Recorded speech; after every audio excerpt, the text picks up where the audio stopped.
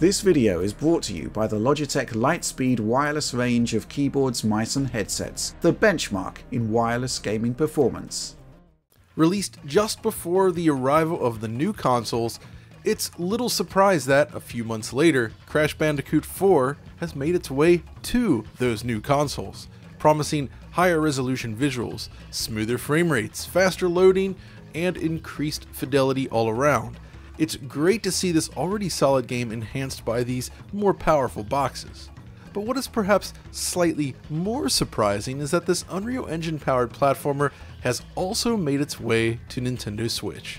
And that's a good thing, as Crash 4 is a worthy successor to the original trilogy that feels relatively true to its roots while offering some new ideas along the way. It's not perfect, but it's a solid platformer that's definitely worth checking out. So what are we looking at today? Well, for this video we were given early access to the PlayStation 5 and Nintendo Switch versions of the game. Unfortunately, we have not been able to check out the Xbox version as of editing. Owing to the way smart delivery upgrades work for already released games, it's more difficult to gain access to the Xbox version prior to the public launch, but this is something we expect to improve in time. But still, PS5 and Switch make for an interesting combo, as one offers a significant boost to the original release, while the other makes some noticeable sacrifices. So we'll be checking out image quality, performance metrics, and examining the visual changes present in both versions. So let's get into it.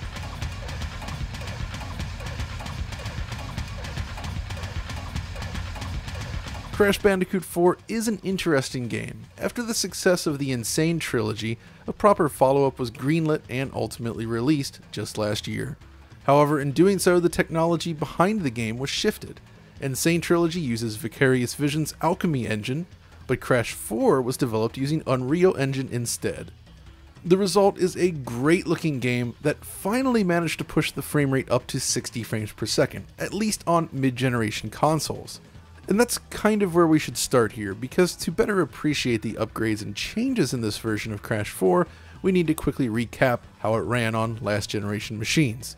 So Xbox One X and PS4 Pro owners had the best experience with a frame rate that mostly targets and hits 60 frames per second, but there were some dips in heavier sequences, especially on the Pro.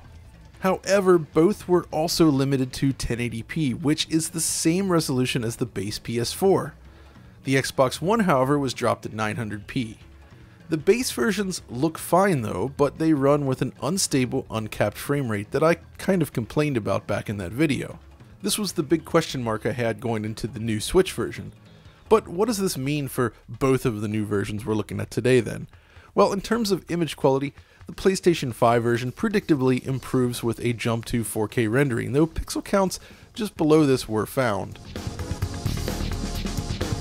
Switch, however, offers a very different visual experience. In docked mode, the average resolution is around 720p, slightly above it, while portable is closer to 540p, with dips below that. Most of the drops in resolution seem to manifest during the cutscene sequences, which are the most demanding. But this isn't quite as cut and dried as the numbers make it sound. You see, we often discuss Unreal's temporal upsampling features, but I think this game really allows us to showcase what it really means for people playing the game. So check it out. If you pause the action after a frame cut, you get this very raw looking image. This is how countable pixel edges are often found.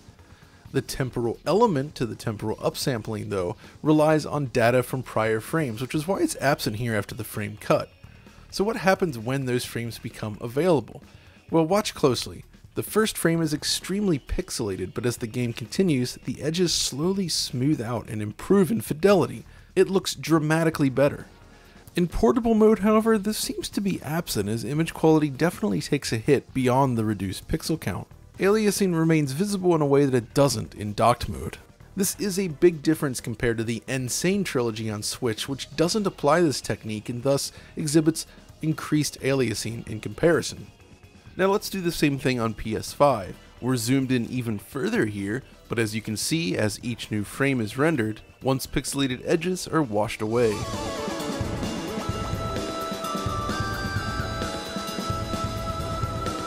Now, okay, this is a very common technique in modern games, but hopefully you can understand why this is so important for image quality. And this is also precisely the reason why the higher resolution PS5 version looks almost like a pre-rendered cartoon at points. The high resolution and super clean edges create something truly exceptional to behold. So that's really the state of image quality then on these two machines.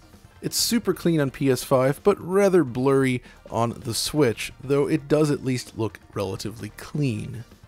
But what else has changed? Well, between the last generation and PlayStation 5 version, the visuals all receive an extra touch of polish. Detail is improved slightly across the board, and any of the issues that we observed in that original version have been cleaned up.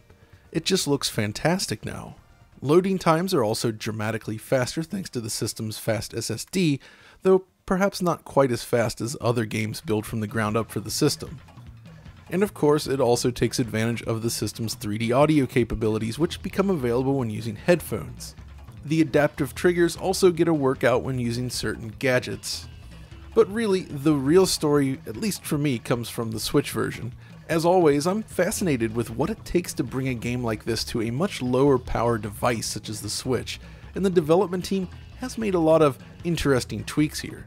Basically, it feels as if every stage was carefully adjusted for the new rendering budget. So what are those changes then? Well, first and foremost, dynamic lights are now aggressively called on the Switch. As a deferred renderer, usually this doesn't buy back a lot of performance, but the Switch is extremely bandwidth limited, which makes this more challenging, hence, I'd imagine, this decision. This pretty much applies to everything from additional scenery lights,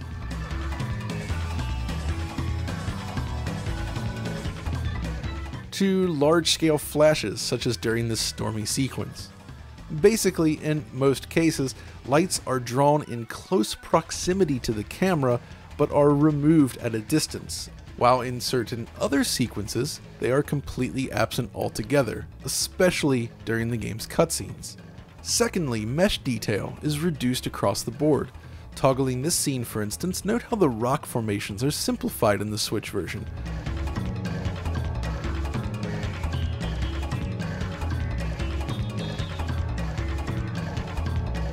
Not to mention a reduction in smoke particles in the distance, something else you'll see throughout the game. The changes to the geometry are smartly made, and it's not something you'd necessarily pick up on outside of direct comparisons. It's a smart optimization strategy to reduce the geometry throughput. Shadow map resolution is also pared back significantly, with shadows now lacking the fine detail you get on the PS5 version. Again, this is another smart choice, as it's typically one of the first visual features you'd scale back on less powerful hardware. Beyond this, water rendering is reduced in quality, with the surface no longer distorting objects beneath it, while texture quality is pared back as well.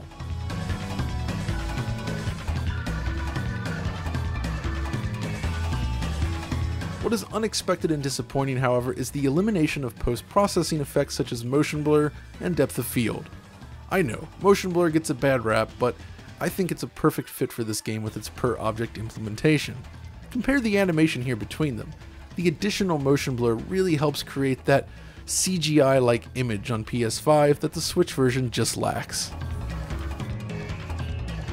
Of course, when you take all these elements and put them together, it sounds like the game is missing a lot, but really it still retains the visual signature of the game.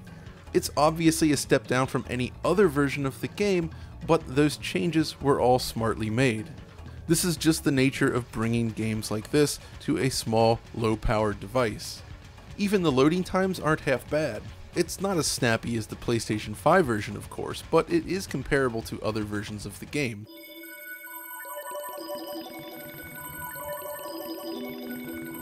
Now, I mentioned this earlier, but the primary difference between the docked and portable mode comes down to image quality. The temporal pass present in docked mode seems to be absent here, so it's sharper on the portable screen, but with more visible shimmering and aliasing. It's a curious change in that sense, but it kinda works well since TAA tends to fall apart at super low resolutions. And the nature of playing on a smaller screen helps mask some of the imperfections.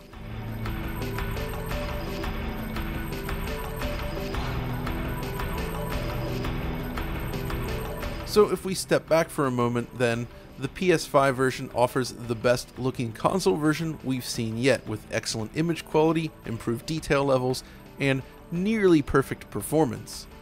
I'd imagine that the Xbox Series X and PC versions will be similar to identical when we get a chance to test them.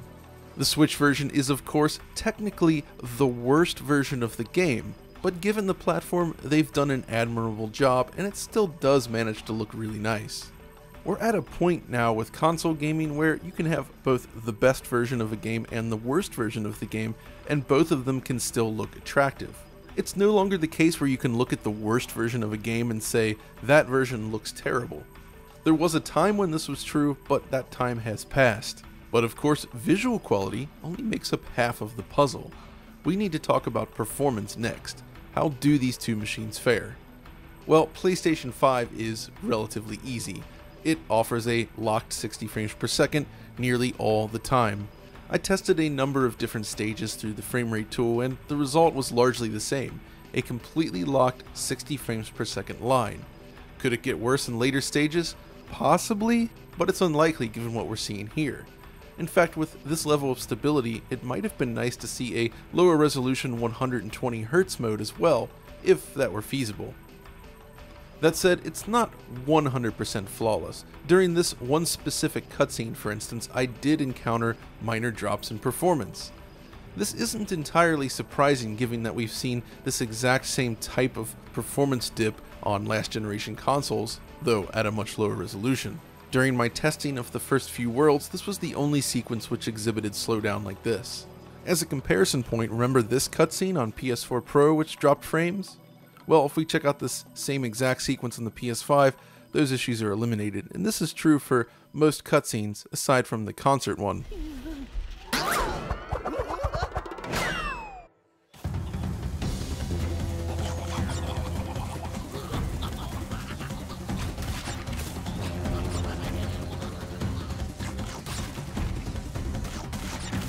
So the fact that there isn't much to report here is great news, but what about the Switch version? Well, unlike the last generation base consoles, the decision was made to cap the frame rate at 30 frames per second rather than allowing it to run unlocked. In this case, I feel the decision is a good one, but with rumors of a new enhanced Switch on the horizon, perhaps an option to unlock the frame rate would be nice. Still, in its current form, the game does maintain the target frame rate throughout the vast majority of the gameplay. When performance irregularities do emerge, it's typically in the form of a few dropped frames with some 16 millisecond spikes along the way, basically incorrect frame pacing. Fortunately, this is not a regular occurrence during normal gameplay. And honestly, the game plays fine at 30 frames per second. After all, the PlayStation games were all 30 FPS and most of the versions of the Insane trilogy were as well, but it definitely would benefit from per object motion blur, as I noted earlier. I suspect this drop from 60 to 30 is exactly what we're going to see in the conversion of Tony Hawk's Pro Skater 1 and 2 when that arrives on Switch later this year, which also uses Unreal Engine 4. Okay, so it's stable in docked mode, but what about the portable mode? Well, this is comparable to docked mode, but areas where we noted minor performance issues in docked are magnified when played in portable mode. Aside from these brief sections, however, it does mainly lock to 30 FPS and feels very stable.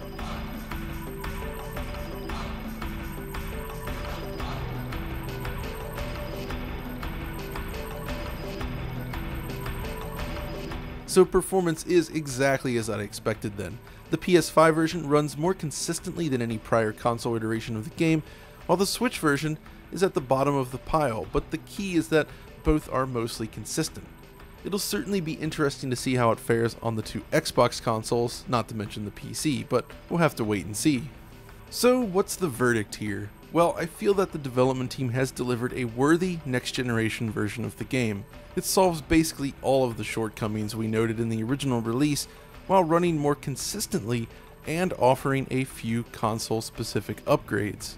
It's also available to owners of the game on last-generation machines, so if you've upgraded, definitely give it a look.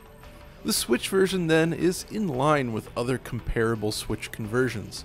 The expected cuts were made, but it still looks the part and it runs consistently, even if the frame rate is halved to 30 FPS. So if you like Crash Bandicoot and haven't played Crash 4 yet, it's definitely worth a shot, especially if you have one of the next generation machines. But that's gonna do it for this video. If you enjoyed it, as always, be sure to like and subscribe, ring the notification bell for instant updates, check out our Patreon, and of course, come find us over on Twitter. And until next time, this is John, signing off. A gaming icon evolved. Logitech's renowned G502 mouse joins the ranks of the world's most advanced gaming mice with the release of the G502 Lightspeed, featuring ultra-fast wireless connectivity and reliability with performance trusted in competition by esports pros. Featuring the next generation Hero 25K sensor and PowerPlay compatibility, this is the ultimate rendition of the celebrated G502 mouse.